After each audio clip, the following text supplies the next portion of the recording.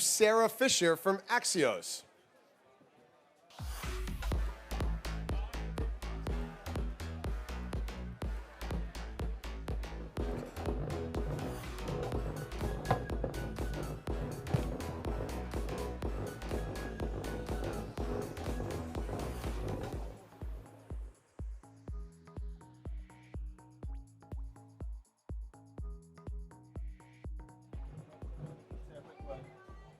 Everyone doing? Woo! Thank you so much for joining. Today is the last day of Axios' Newsmaker Hour here at Stagwell Sport Beach. Thank you to everyone who's tuning in person and live. We have a powerhouse duo that is going to be joining me on stage. We have Jessica Berman, who is the commissioner of the National Women's Soccer League, who is an all-time pro, having led so many different female sports endeavors and male sports endeavors.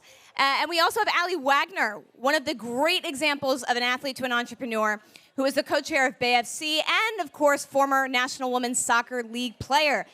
Jess, are you guys ready? All right, Jess, Aly, come on out.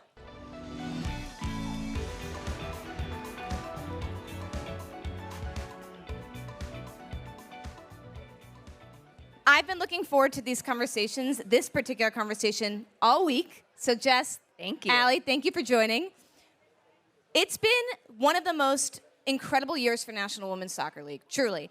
The amount of change, culturally, technologically, from a business perspective, it's been incredible to watch as a fan and as a journalist.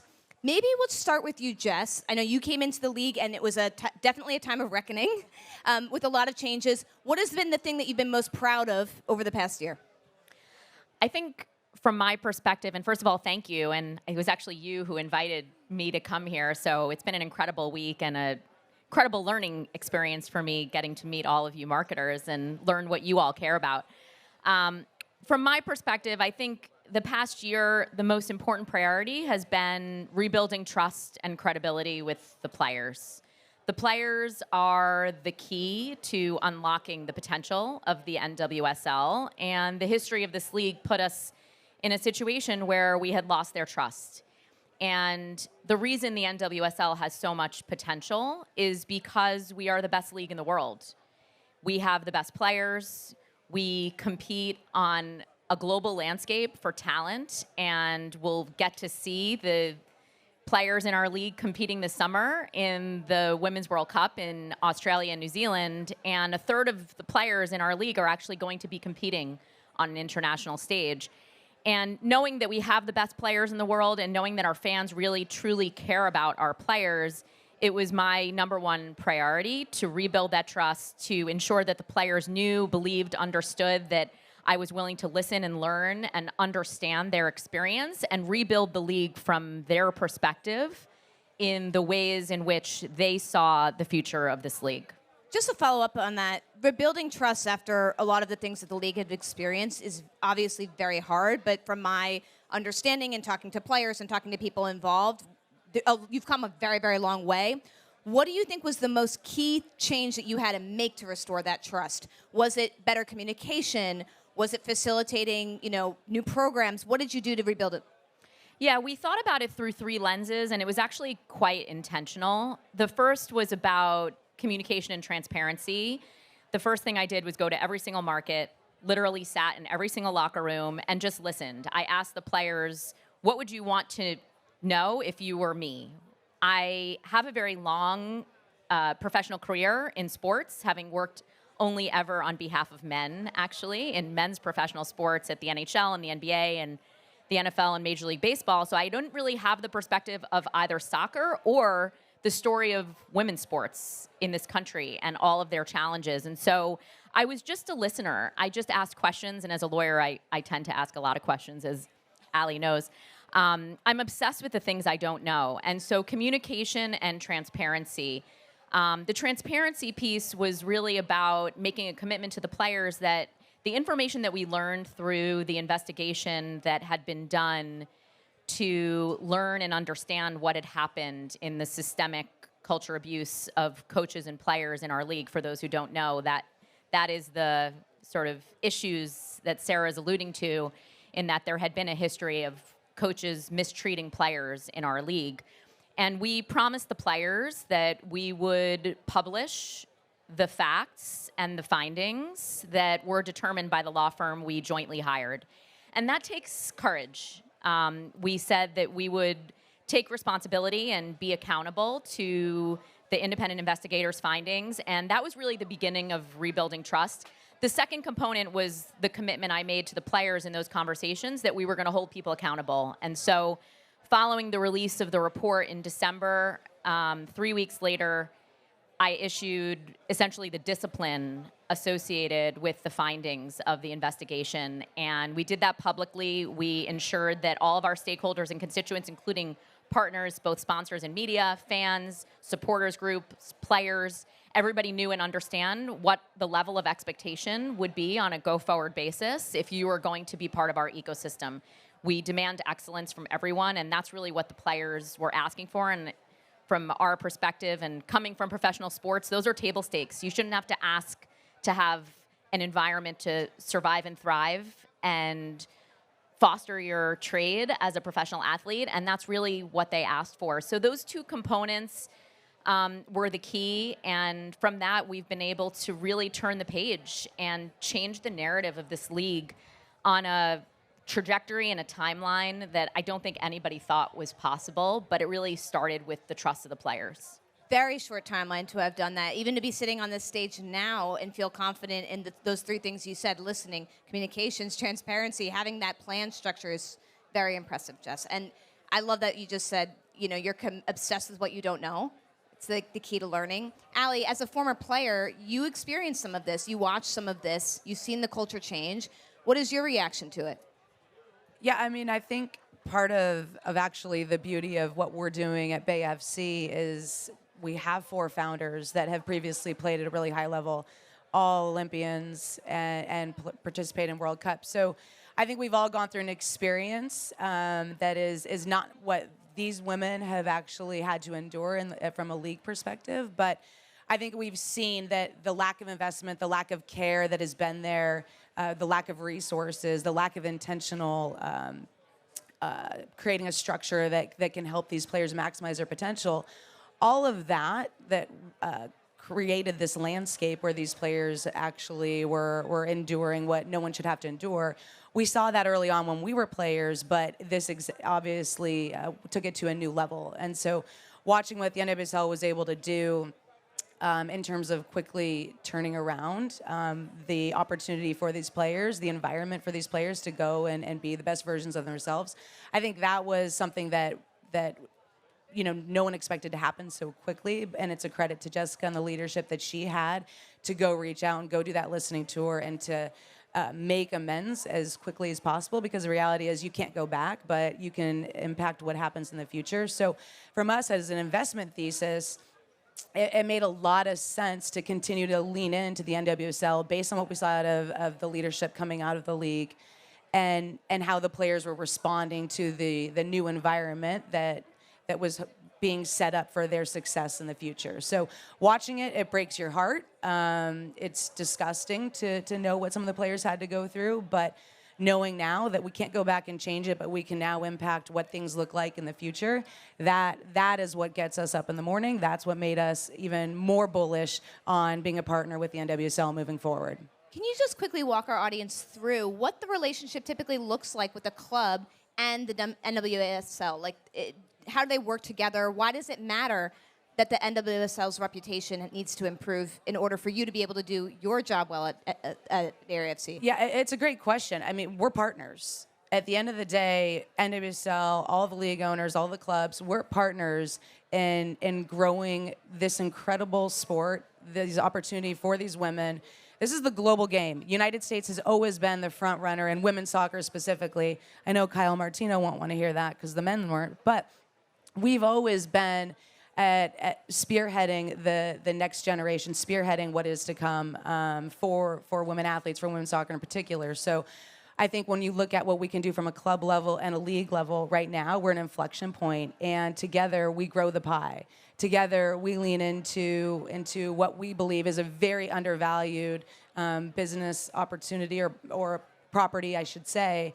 and we start to drive the revenue dollars at a club level, yes, but with the support from the league. This is something that I'm learning every day. The idea that the league is going to be there to provide the resources for our club to then go and maximize the opportunity in our local markets. That's a lot of what this partnership looks like, and understanding how we can share best practices, best learnings across the whole league. It's not, even though we want to kick Angel City's butt on the pitch, we want to be in the background sharing best practices so we then can go and drive fandom, drive revenue, and ultimately continue to be the premier league in the world. So it's this incredible partnership, and I think we're only scratching the surface of what we can do together from a club perspective, and then also that relationship from the league club. Jess, what have you been doing to try to help support some of the individual teams within the NWSL, in addition to the role that you have to play, just focusing on the NWSL itself as a kind of almost corporate entity? Yeah, the league plays a very important role, not just growing our own business from an enterprise level perspective, but also then supporting each of the teams in their business practices. And so the good news here is that we don't have to make it up or reinvent the wheel. All of the major professional sports leagues deploy a shared service model where, to varying degrees, depending on the league, it's the league's responsibility to collect, aggregate, and analyze analytics around best practices for ticket sales, for sponsorship, for fandom, for social media, for partnerships, and identify what's working, what's not working, knowing what teams are looking to focus on, and then intentionally connecting those dots. We're really almost, when we wear that hat, we're like a consultant to the clubs in helping them to maximize their performance from a business perspective. It is also the league's responsibility, back to the earlier question about standards, to create and enforce the minimum standards as it relates to investments, whether it's from a staffing perspective, from a facilities perspective. Just by way of example, tracing back to the conversation about the history of the league and what had happened with systemic abuse, we oversee a league-wide reporting mechanism that's anonymous, that we control. And every player has the ability, actually everyone in our ecosystem, not just the players, have the ability to report directly to the league, and we manage essentially all integrity functions that exist at the club so that we can offer a consistent value proposition to everybody who's working in the NWSL. Wow. So one of the things you just said completely blew my mind, which was the analytics part of it, almost acting like a consultancy. Aly had mentioned that the pie is growing. Can you walk us through some of the numbers that you have to manage? So it's obviously trying to figure out the teams and the league's sort of media rights and what the viewership is looking like, investments in the different clubs. What are the various stats and data that you collect that are important? Yeah, I like to say, and maybe it's because I've been working in professional sports for 25 years, that the lifeblood and rocket fuel of any league's growth is attendance. And so we always start with ticket sales. It is the most important metric. It drives every other revenue stream.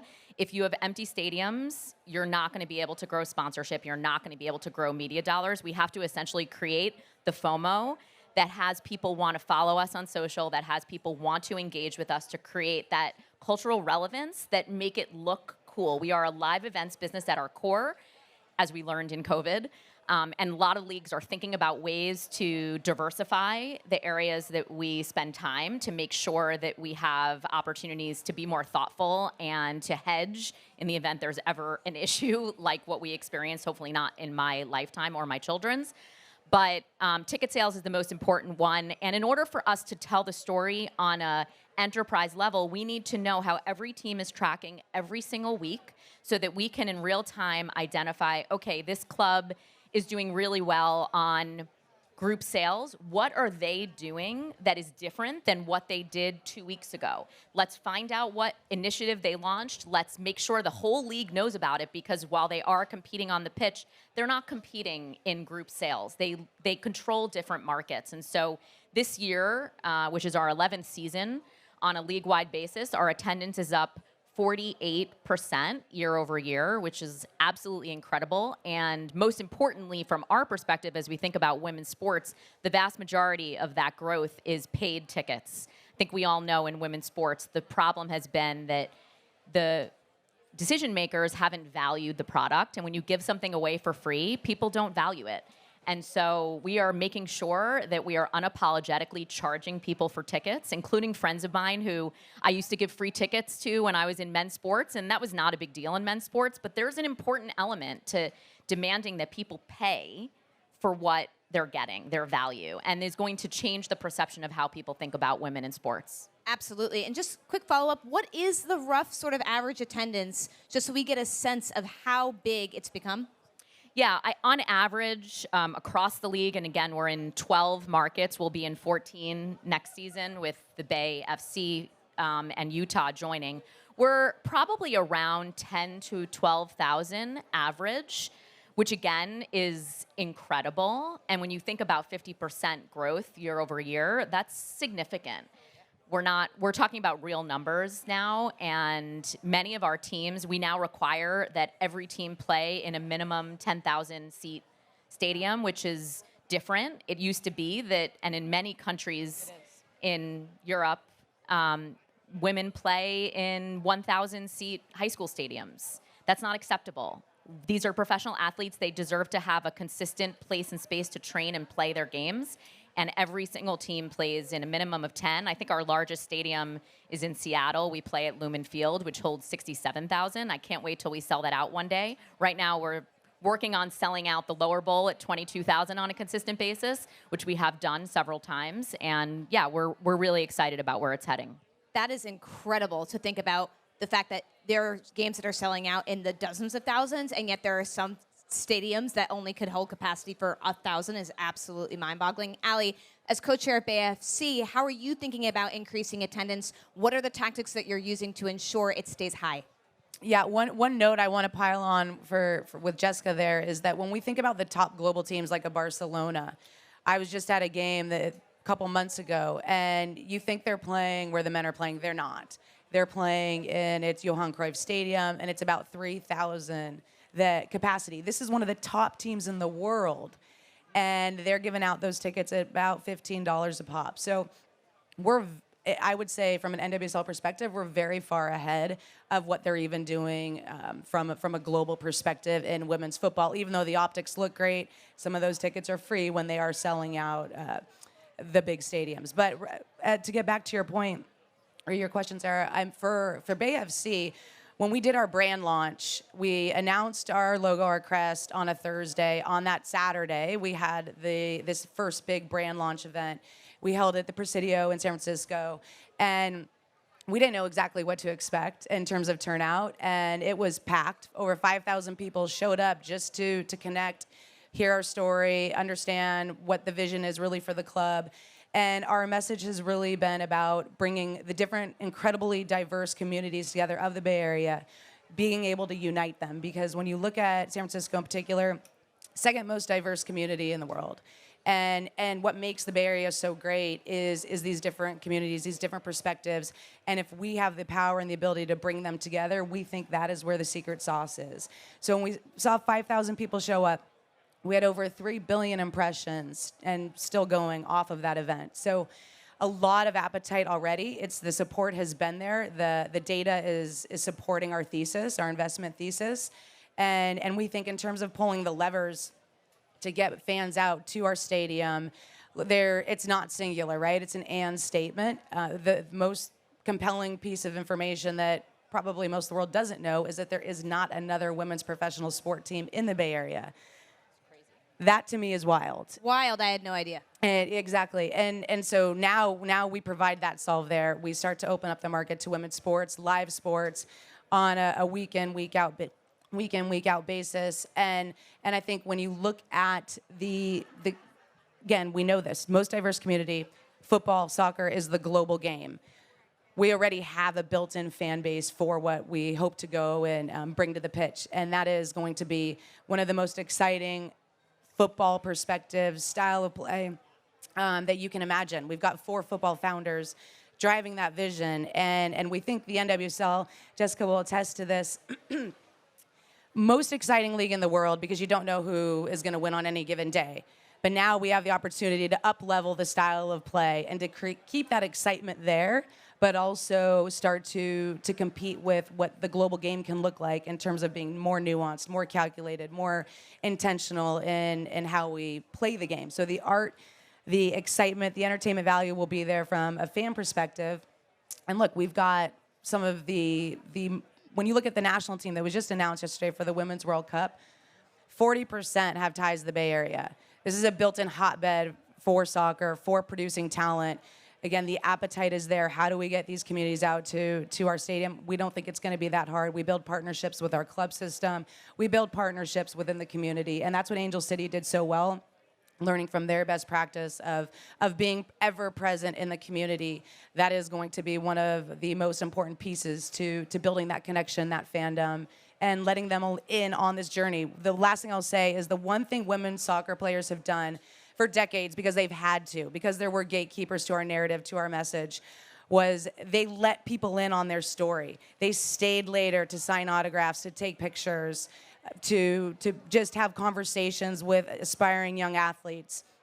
And we will never lose sight of that. That is something that will be intrinsically folded into every player we recruit, every player we retain, and hopefully develop, that you value the fans, because without them, you have nothing. Okay, so letting people in on the story. Obviously, there's a huge media rights conversation when you're talking about spreading the story, whether that's at the local level, the national level. You all historically had that negotiation with CBS. Obviously, walk us through where things are moving now, and also what role streaming plays in this. I know you guys have sort of pushed to move into your own direct-to-consumer service. Yeah, so we are, just to set the stage for where we are right now, we are in the final year of a multi-year deal with CBS in the US. So all of our games are on either big CBS, not enough of them, only 6 this season, which is not enough. And the rest of our games are either on Sports Network, CBS Sports Network, or Paramount Plus. So tune in, because those numbers will actually matter. They will drive the future of our media rights. Every single number is being analyzed right now by the potential bidders for our next media rights deal. So we are in the marketplace right now to have conversations with all of the players, and the landscape in the media space, although I haven't been to many panels this week where people have been talking about it more focused on the brand side, it's really fragmented.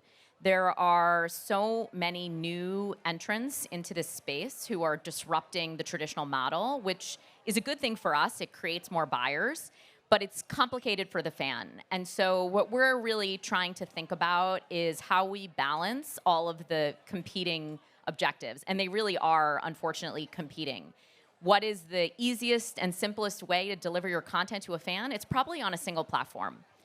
If revenue is the most important thing to our league, short-term revenue, because we need to invest and grow the league because the momentum, the time is right now, then we would put everything behind a paywall. That's not very great for a fan or for growth.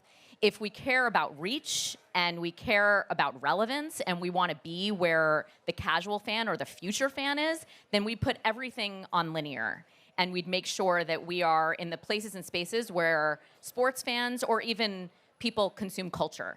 And so each of those things, if you analyze it in a binary way, would produce a different outcome. We're really trying to think about it from a perspective of putting together a puzzle that allows for us to balance all of those objectives and not sacrifice too much, make sure we understand and can evaluate and value the trade-offs that we ultimately need to make.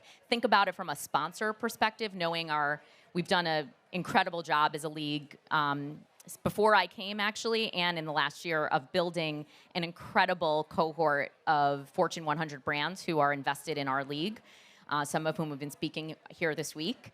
And so really just trying to think about it from all perspectives. But when we go back to what ultimately my mandate is, and I'm really fortunate that the board, which is the owners of each individual team, have given me permission to think about the growth of the league from a long-term perspective. We talk about being long-term greedy all the time. And that might require us to make some short-term sacrifices, but we really, truly believe in the future growth of this league. And we're not interested in making choices that just think about the next year or even the year after. We believe that we are at the beginning of the hockey stick effect in the growth of the NWSL. And just quickly to follow up on that, it's not just viewership in terms of streaming and linear, but thinking about things like gaming, thinking about other ways that you're going to get people excited about NWSL. Are there things you can tease for us that you're thinking about in terms of multimedia that you wouldn't necessarily guess the NWSL is getting its hands into? Yeah. Well, one thing that we sort of tested and learned from last year that we're going to scale up for this year is around our championship. And we know that tentpole events are, well, we're at one right now. So we can all see how much business can be conducted, how being a convener positions you as a leader in a marketplace, how it creates FOMO or and increases fandom in communities. And so last year when our championship was in Washington, D.C. at Audi Field, we hosted our first ever large-scale fan fest where all of our sponsors activated, and it was Super Bowl-esque. We called it mini Super Bowl or Super Bowl light. And our chief marketing officer is Julie Haddon, who we hired from the NFL. So she did all of the build-outs of the fan engagement for the last 5 to 7 years that helped them to really establish their footprint through tentpole events. And so with that learning that we achieved last year, we are going to be blowing out our championship, which is on November 11th, and happy to share that it is on prime time for the second time in the league history. Last year was the first time in the league's history that we were able to have our championship game in prime time, which is unbelievable. And when we had that opportunity, even though we were up against Game 1 of the World Series and a Michigan State game, we pulled 1 million viewers, which CBS That's told just us. because I was the lead broadcaster. Yes, you were. Sorry we pulled you away from your job as a broadcaster. I'm not mad you about are it. great. You are great. And I'm excited to listen to you this summer in the World Cup. But so we will be on prime time, and it's an opportunity for us to really engage fans in a different way and provide a platform for people to think about this event, not just as a moment, but as a movement across an entire week and really engage the community. I can't tease where it's going to be because that announcement's hopefully coming in the next week or two.